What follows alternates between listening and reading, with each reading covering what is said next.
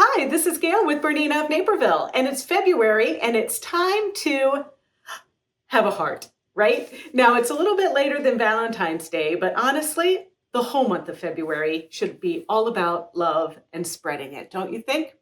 So this is a pretty easy task here, what we're doing, just one block that you can put on a sweatshirt like I'm wearing, or you can put it on a bag, or you could just keep making crazy patchwork blocks. But that's right, this is called Crazy Patch, and it is a Victorian era patchwork technique. So just like every Fat Quarter Club, we have a interactive presentation deck that you can download for free right in the description of this video. You can also find it online at BERNINAofNaperville.com. But I'm going to get straight to our instructions because there are a lot of them this month, because I'm going to teach you how to use different bobbin cases to do bobbin work, because that is how this decorative stitching was done on this heart we worked upside down. So chop chop, let's get to it. Here is a selection of our simple supplies for this month's Fat Quarter Club. We're going to start with what we're using as our base. And our base, I've just purchased a white simple sweatshirt from Michaels. And this is what we're going to ultimately put the work that we're making on. So we can just put this aside for right now. And of course, it's all about our Fat Quarter package for the month. And as we open this, we can see our cute little pink and red and white fabrics. And there's some blue in here as well. I just love these cameo ladies there. And then this is from a collection, kind of like a Parisian collection here. It's different kinds of teas, some red and white for Valentine's Day, some berets, because, when I think of love, I think of the City of Lights, right? Paris. And then a little stripy fabric. And then our Eiffel Tower, our metro sign, Sacré-Cœur, the l'Arc de Triomphe, the Louvre, the all of that stuff that we think of with Paris, right? So these are our fabrics, and we're going to be using a base material, and we have that made, or we're using our poly mesh stabilizer. And you'll notice there that I have a heart. And that heart, you're going to get a template in your interactive presentation deck that is free in the description of this video and available at bernina.com. But I made a heart template and I've traced it onto my foundation. And so we are going to build this crazy patch. Now, if you're not familiar with crazy patch, it's basically a stitch and flip technique. Some people do this with paper piecing. Other people just kind of chop up a bunch of fabric and just place it to cover an area. It is a technique that started in the Victorian era, and usually there are lots of different fabrics associated with patchwork in this fashion: velvets, satins, silks, upholstery, all different kinds of stuff, plus trims. And essentially, it was a way to upcycle or use the trimmings that they were using in their home deck and their clothing and things like that. So we're not going to be using velvets or anything like that, but we are going to be using some fancy thread, because along with the crazy patch, the actual seams were embellished. So I want to show you the actual thread I'm going to be using for the patchwork. And I use a darker thread so I can actually see my lines at the end, but this is a charcoal gray Metler 50 weight cotton. And this is going to go through my needle and through my bobbin when I do the stitch and flip technique. When I want to embellish my seams, because they are just embellished with all different sorts of threads, I'm going to be using this Wonderfil 8-weight thread called Dazzle. And Dazzle it's a rayon thread with little metallic flecks throughout it, and these flecks kind of match the fabric pack that we're working with this month. This is too thick to go through our needle, so we're going to be using a bobbin, a special bobbin. And I'm going to start with showing you these three bobbins. Now, this is the black bobbin case that comes in our 435s through our 990 machines. It's for standard sewing. If you have a 990, you got a yellow bobbin case. This is for high tension, when you want more tension on your bobbin, like when you're doing tiny satin stitching and lettering. It's going to ensure that no bobbin thread is going to present on the top from the bobbin. In contrast, the red bobbin case, which is like this one, is meant for thick threads. And there's different ways that you can load it so that it's got a little bit of tension, no tension, just a wee bit of tension. But this is the one that we're going to use when we use these heavy threads. Now, I know there's some of you out there that might be using a machine with what Bernina calls their CB hook system. Now, the CB hook system is for the little 7-hole metal bobbins like this. And back in those days, or if you have a 3 series, currently they have this bobbin case. Back in those days, you basically bought 2 bobbin cases and you put like a little dollop of fingernail polish or something like that on there to identify your playtime bobbin case, because you would turn that little screw with your little screwdriver and you would adjust it so that you got a, no tension or altered the tension. And then this tension spring would be open really wide like that. Also, back in those days, you could also, if you had this for an embroidery machine like the 170 Artistas or the 630 Artistas, and you were embroidering, instead of getting this yellow high tension bobbin case, you would thread that little bobbin finger there. You'd also thread that bobbin finger for buttonholes and things like that. So that's just kind of the evolution of the bobbin case there. But we're going to be focusing today, we're using our 990, and we're going to be using the black one with our standard thread to do our stitch and flip, and we're going to be using the red one when we use our fancy thread. One more thing before we get started is I just want to show you some other threads here. So this thread is a razzle dazzle, and it's not to be confused with dazzle from Wonderfil. This is from Superior. And this is a bobbin thread that's made to kind of unwind and be a little flat as it goes through your bobbin. But this is also not a thread that you would use for your top needle. So this would also be another thing appropriate for this red bobbin case. We carry a metallic and rayon twisted thread that's a little bit thinner than the dazzle, and this is called Glamour, and this is from Wonderfil, the same as this. And this one is thinner, and actually with 100 top stitch needle or a 90 top stitch needle, depending on what you're sewing, you can actually put this through the needle. And you don't want to embroider with it like satin stitch and different fills like that, but it certainly does do well through the needle. This is the rayon only version of the dazzle, and this is called Razzle. And this is simply just the rayon without the metallic in it. So why would you do bobbin work if some of these threads can fit through your needle?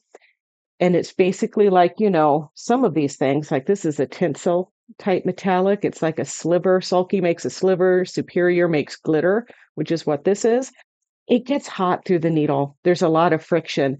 And so sometimes people want to be kind to themselves. So they'll put this, even so, in the regular bobbin case and work upside down. So there's just lots of different things. And this is La Espiga. This is a little too thick for even the bobbin. So that's a technique called couching, where you actually sew the thread down. And that's just a whole different technique. But I've got some other 12-weight pearl cottons here that are suitable for doing bobbin work with.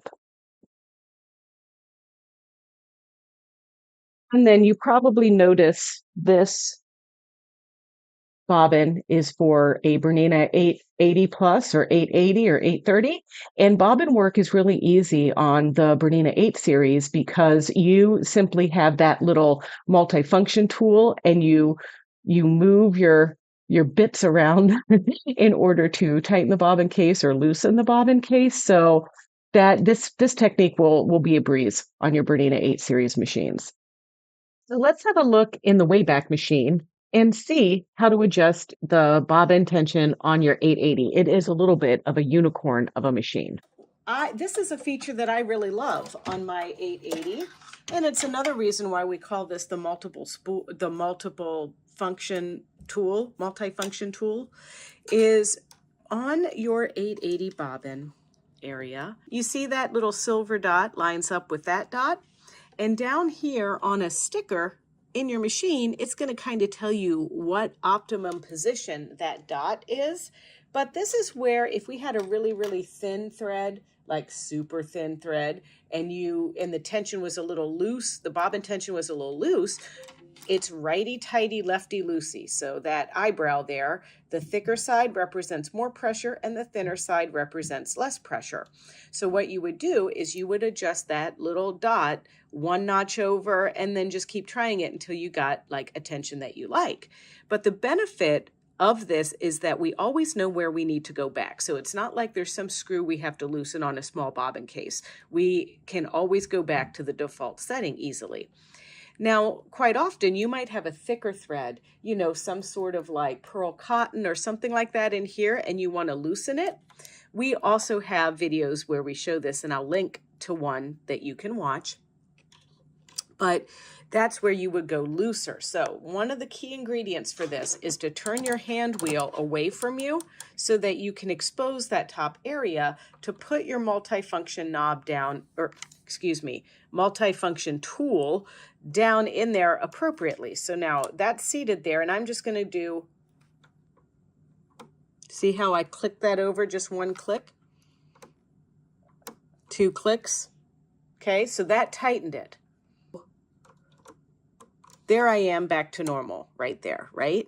So now if I want to loosen this up a little bit, 1 click to the left is loose, loose, loose. That's 3 clicks from center. So now that would be, you just have to keep trying things until you like it. But that's how you adjust the tension on your bobbin case.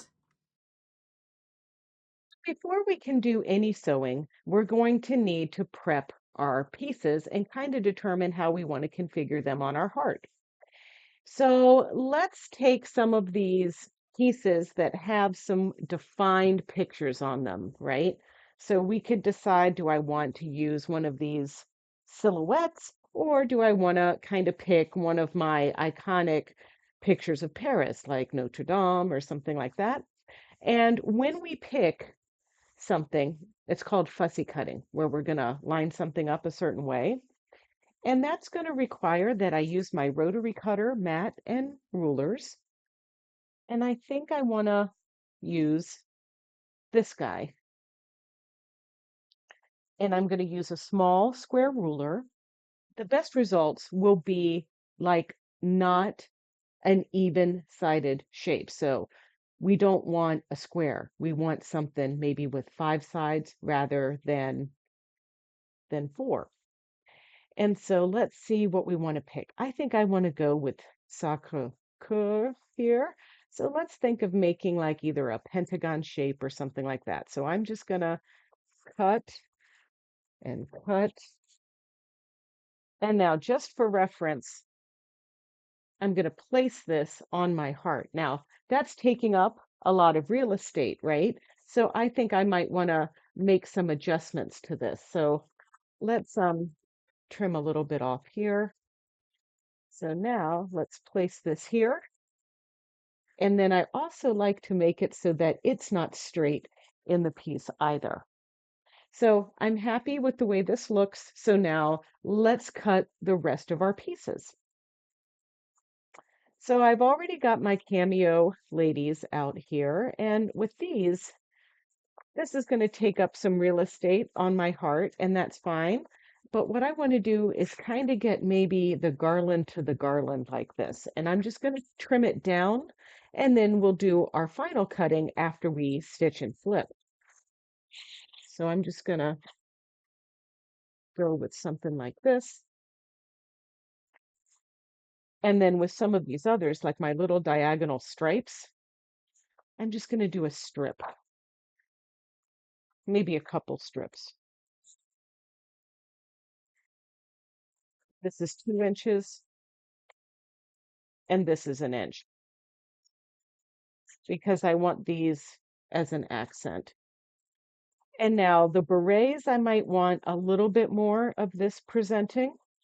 So I'm going to do, let's do about 4 inches of this. But I'm just going to take one strip for now.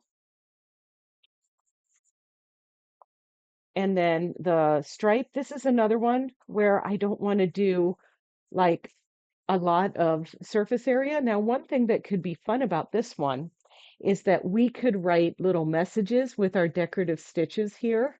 We could write, you know, all kinds of stuff. I could free motion something on it. I could do decorative stitches, blah, blah, blah. So you can be free to do whatever you would like with this, but I'm essentially going to do, well, that wasn't so straight there, was it? So I'm going to do another little 1-inch strip of this one. But I am going to use this to test our bobbin work, so I'm going to put this aside. And then we have our tea. The tea is cute. I'd like to get enough area to maybe read one full tea type on these tea bags. So let's do another 4-inch strip of this one. And this is really more of like an improv technique. So your cups don't need to be perfectly straight. We've got a lot of fun stuff to do. So let's bring this back. And I'm going to give these a little pressing over at the iron before we start building. But think of building this in a clockwise formation. So where do you want to start? Do you want to start over here? Because the first piece is going to give you more of a little small piece like this. And then as we build around, and try to think of using some of your wider pieces and then some of your smaller pieces. So I don't want to start this one off as piece number 1, right? Because I want to be able to kind of get more ladies' heads or something like that, right? This could be a nice one to start for number 1. Maybe this one. And then maybe this one is going to then cover over here. Let's see if this would be a good candidate for the berets. So that one's going to go there. And then maybe we would do our ladies here. This might work because now, however we cut that off, now we've got maybe 3 ladies that we can do there. And then maybe it's time to do, let's see, a little piece of this, however we want to cut them, right? And then maybe our T goes like that. And then we will need to repeat some. And then, you know, obviously I'm probably going to trim this one off there. So then we could have another piece above that heart. And then once your outline of your heart is covered, then that's the time that we applique it onto our sweatshirt or whatever you want to put this on.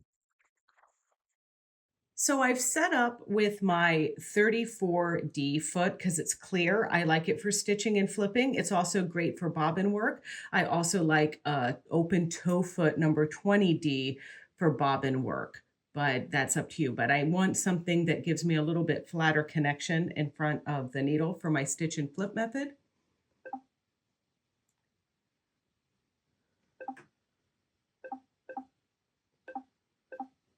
And I also have a straight stitch selected on my machine. So remember, I picked my 1-inch stripy piece here.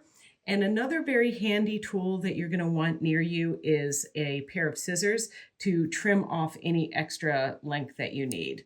And I'm kind of finger pressing as I go along rather than getting up, ironing, coming back. In addition to the scissors, you may want a little seam roller like this if you don't want to rub your fingers raw with pressing the seams open with your finger. And we carry these. These are on your supply list in your interactive presentation deck. So like a lot of our stitching, it all starts with placing our fabrics right sides together.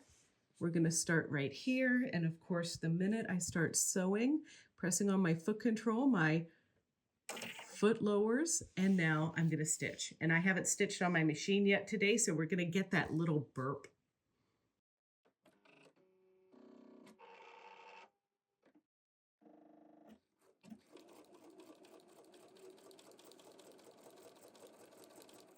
Okay, now I'm at the end, and I like to, when I'm sewing something like this, I really like to program my foot control to cut at the heel tap feature. And that's in our sewing settings. Under foot control, we turn off the needle up down and we choose to cut the upper and lower thread and raise the presser foot.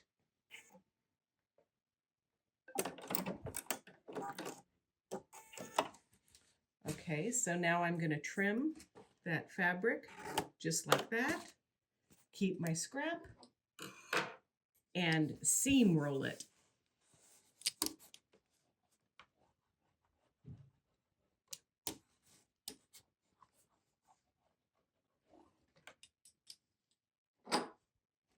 And I want to go around clockwise. And another thing that you can do here is if you need excess trimmed off to kind of follow the line of that angle, you can do that. And if you want, rather than working with super long pieces like this, you can cut those down so they're more manageable.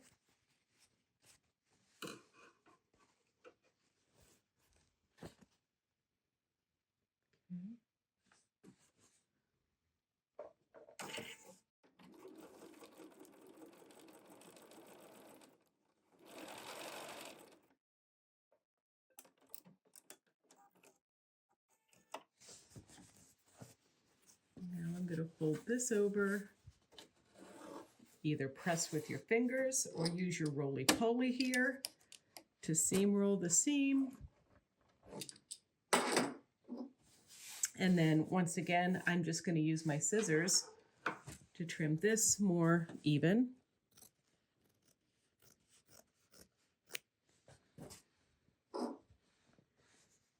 And then you can also choose whether or not you want this to be as wide. I'm going to trim mine off just a little bit because I want to use more of my fabrics.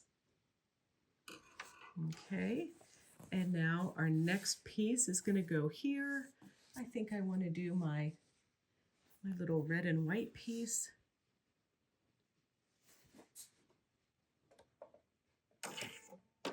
And you'll notice I'm not really paying that much attention to my seam allowance. I'm trying to do about 1/4 inch, but you know, we just want to take enough so that we catch our fabric underneath the seam.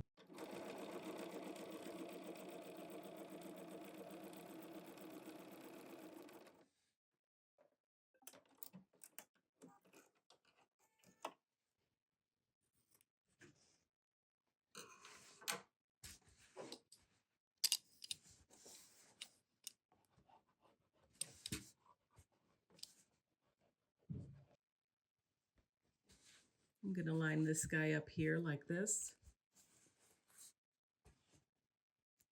But I want to make sure I can get one T showing up there. And this, I think I can see the mint and the chai if I do it like this. There we go. Or at least the mint.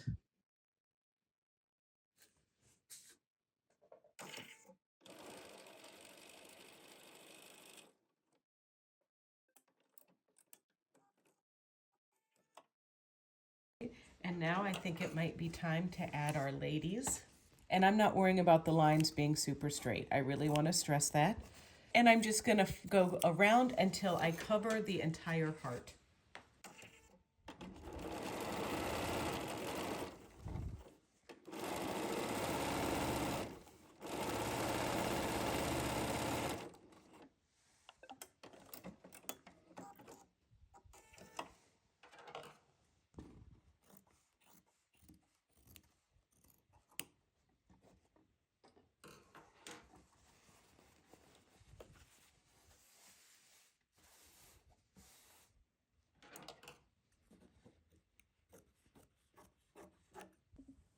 Okay, so now my heart is covered. You can see it on the back, and you can see that I used the dark thread because I'm going to need to stitch to do the bobbin work on top of this thread. So I want to be able to see it, but the next important thing is to give this a pressing. Another thing is I don't want you to trim any of the heart shape, because this is how we're going to determine how this goes onto our sweatshirt. So I don't want you to trim at all. You leave this exactly as is. Another thing is, if you feel like you want to kind of move the heart or redraw it after you've covered it, use a different color Sharpie.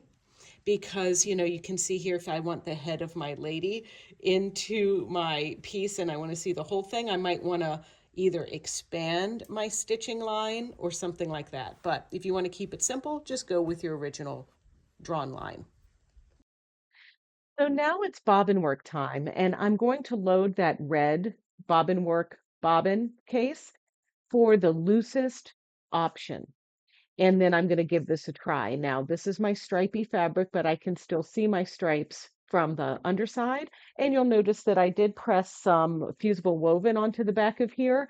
We're going to be using stabilizer with ours too. It's this poly mesh, but just to test, I need to stiffen this up a little bit. So now let's go over to the machine and audition some stitches. So let's wind a bobbin with our rayon. So we're going to extend our telescopic spool support, and we're going to go here and here. And I'm going to catch it through this little guide here. And then, of course, we're going to go over here and wind it around our bobbin tensioner right there. And I'm going to kind of give it a little tension here to just wrap it around my bobbin like this several times, because rayon is really slippery. And then I'm going to cut and wind. And I'm kind of holding my fingers here, and then it's wound. And, you know, obviously the thread is thicker, so it's going to hold less thread on it, but I'm going to have to wind it several times, or perhaps in preparation for this, I will wind a couple bobbins. So there's one wound, and now I'll wind a second one.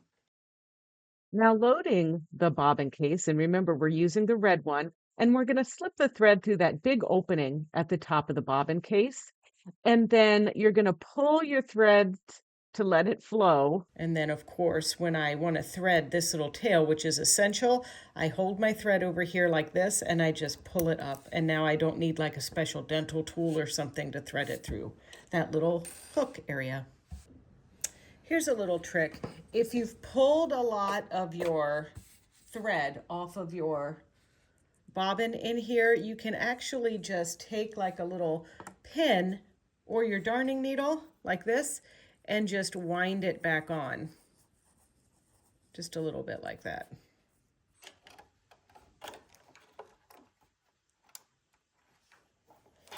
And I'm going to leave a long tail so I can pull the thread up easier.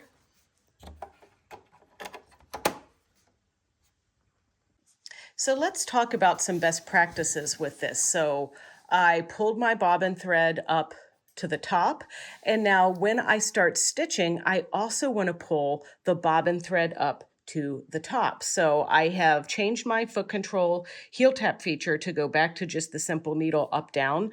And so I'm going to heel tap, or I'm going to put my foot down first, and I'm going to heel tap again. And now I'm pulling my razzle thread up. You might need a little bit of tugging there to do that, but now we brought that up to the top like so. So there is a tried and true stitch on your machine. It is the stitch number 1332, and it's a feather stitch. It has been on Berninas since the beginning of time. And I'm simply going to stitch this.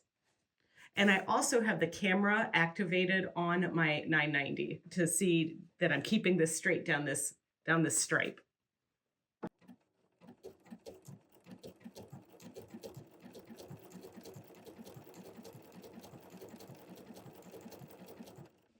And pull the fabric away and cut with the cutter.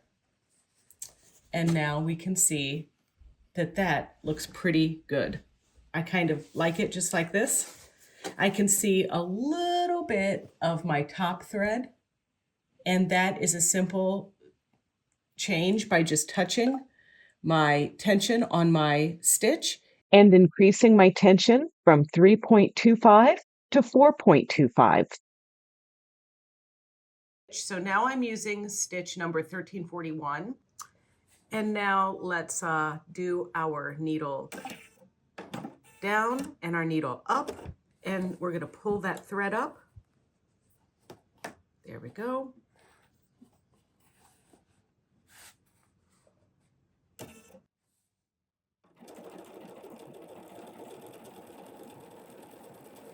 And now this one is a little bit more, now this stitch is a little bit more detailed than the other one, so it'll be interesting to see how this comes out.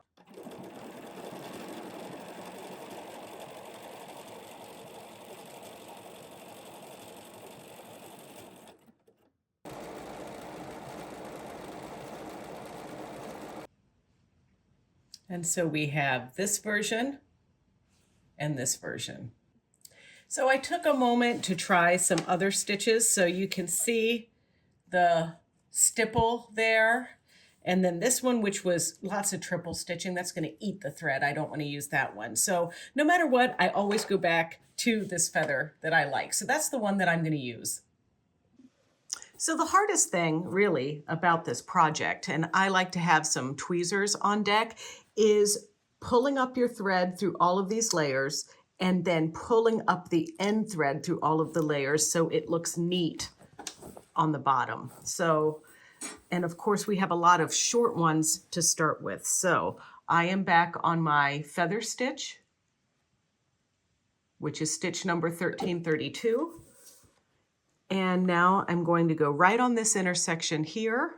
I've got my laser activated as well, and I'm putting the needle down and I'm bringing the needle up. And then I'm going to just give a tug to pull that thread up through. There we go. Now here we go. Lining that laser right up on the seam, and also looking at my camera on the front of my 990 also is showing that I'm lined up down the middle of the seam.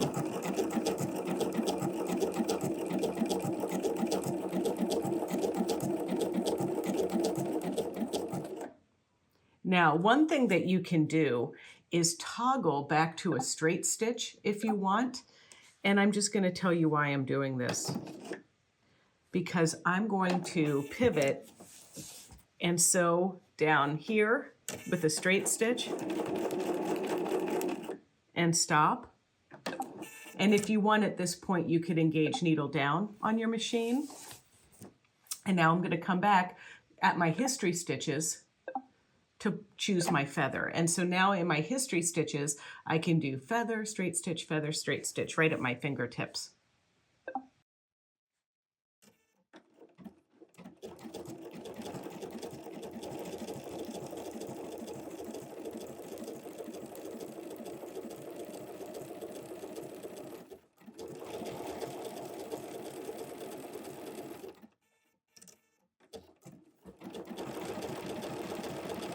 And I'm just going right to the edge here. And I'm toggling to my straight stitch. And I'm going to follow it around the corner here. And now I'm going to go down this seam. I know I'm not really going in the order that I stitched them so much, but that's okay. And now I'm going to pick my feather stitch again.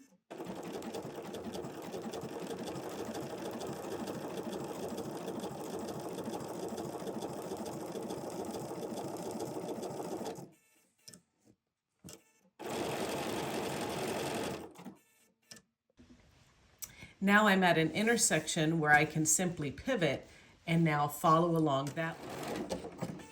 And now I'm going to pick the straight stitch, follow this curve,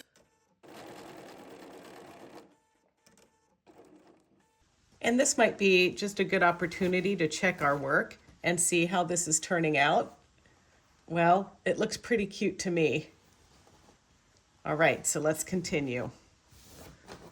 So now I'm going to switch to my feather from my history stitch. And now I'm going to guide my stitch.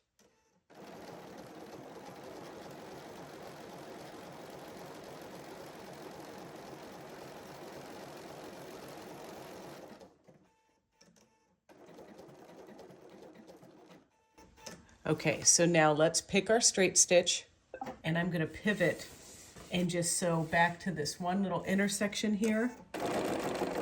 There we go. And now let's go down from here to here with a feather.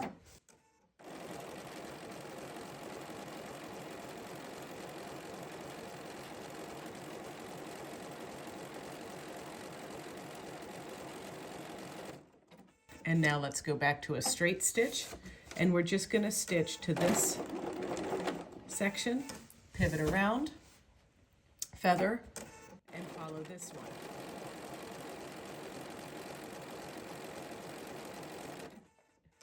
Now, I don't want to do a lot of top stitching over previous stitching, so this is one of these situations where I'm going to pull my needle up, lift my foot, and now I'm going to pull this and see if I can pull it, and I don't think I'm going to be able to, so I'm going to trim my thread.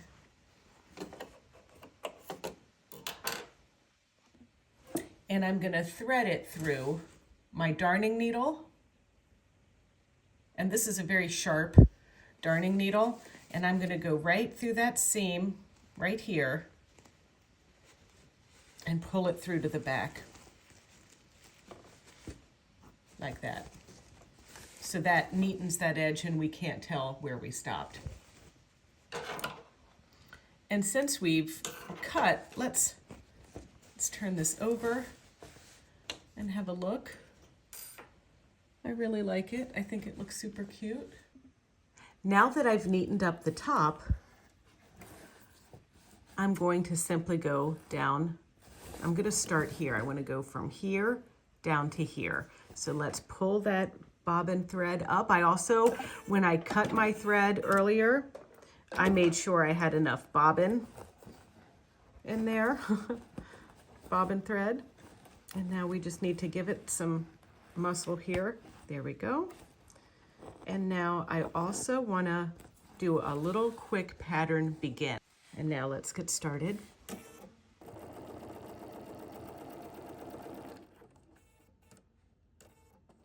And stop, turn around, and come back down. And now I'm going to take one more stitch. There we go. And pivot and come down this way. And then I'm just going to take a little vacation around the edge here because I only have one more stitch. And now back to our feather stitch. Lift our needle, lift our foot, and cut. Make sure you cut a long enough thread that you can thread through the darning needle. And look, one bobbin did it, ladies and gentlemen. So that's exciting, right? We only needed to wind one bobbin. And then I'm gonna put this just through there to the other side.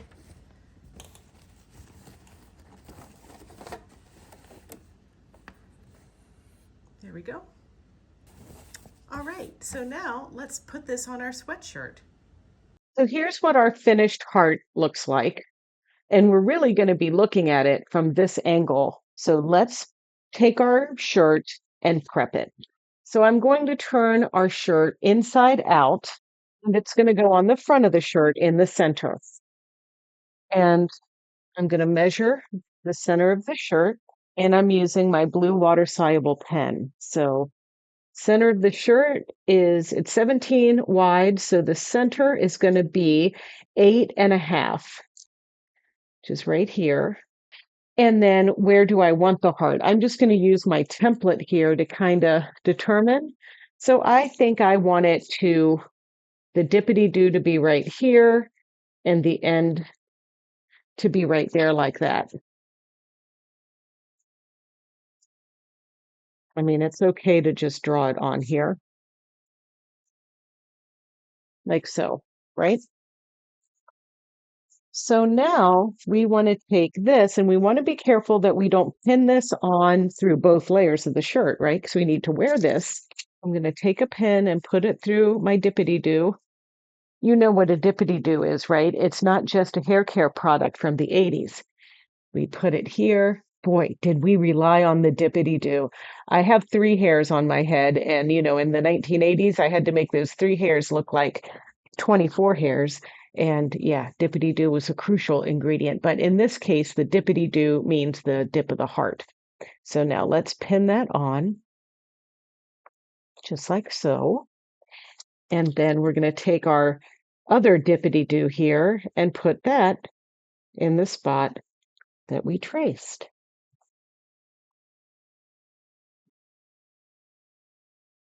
Okay. And now you might just want to use your common sense eyeballs here to be like, is that in the center? Do I like it? La la la la la. I'm happy with it. And so now I want to kind of pin this around so it doesn't move around on me. And you don't want to use any adhesive spray to hold this down because it's really hard to get the adhesive spray off of fabric. So just bear that in mind. That's why I'm pinning.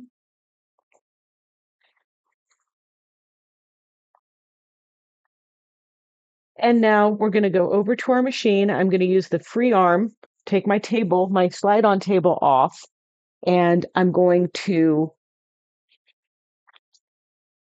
just do a straight stitch around our heart to hold it on. And I'm keeping my fancy bobbin thread in the bobbin.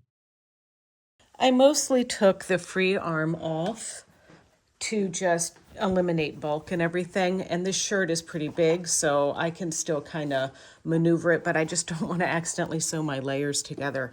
So I'm going to start along the side. And now just a straight stitch. Same tension adjustments and everything as we've had.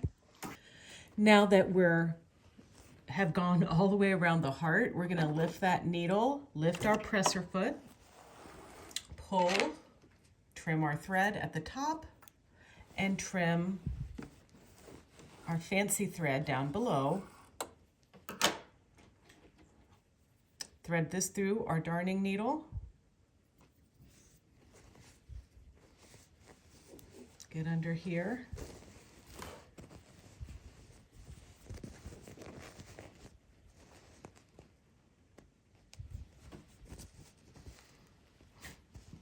And thread that needle through our work.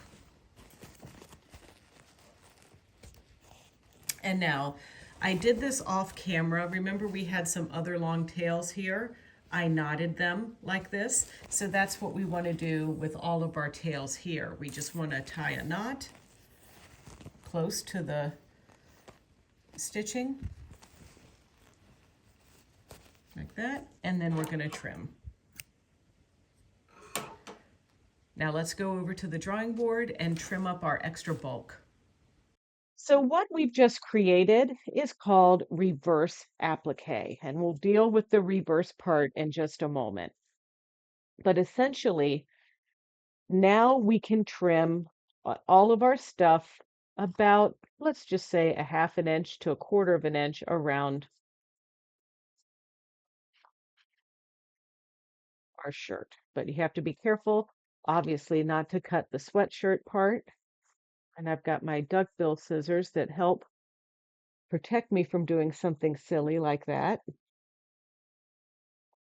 And the reason why we did this in a reversed manner rather than cutting the shape of the heart out is because raw edges on patchwork wouldn't look as neat.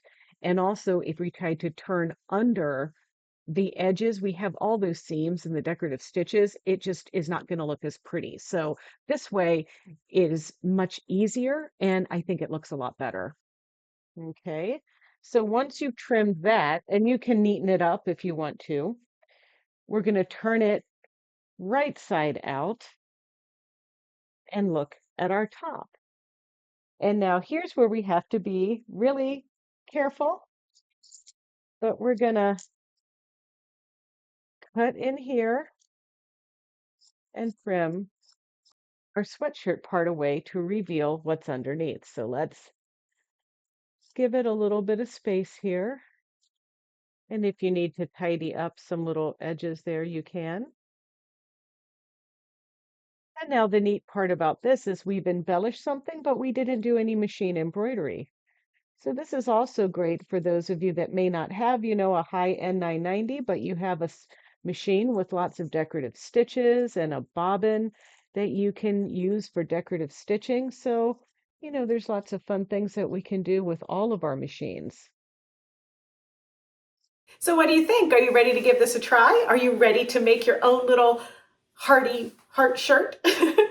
Well, I hope you learned something nonetheless. So don't forget to check out our other tutorials on our Bernina of Naperville YouTube channel, because it's easy to find. It's youtube.com/Bernina of Naperville, and there you can like, comment, and subscribe. Oh, psst, yeah, you can also sign up for Fat Quarter Club at BERNINAofNaperville.com. See ya.